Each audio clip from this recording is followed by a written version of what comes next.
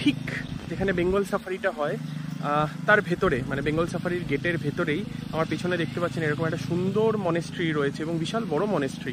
আমার জানা ছিল না, আমি আজকে বেঙ্গল সাফারি করতে এসে জানতে পারলাম এখানে এরকম একটা মনেস্ট্রি রয়েছে, তাই দেখতে আসলাম। এখন আমরা সাফারিতে যাইনি, সাফারি যাওয়ার আগে আমরা এখানে এলাম দেখতে।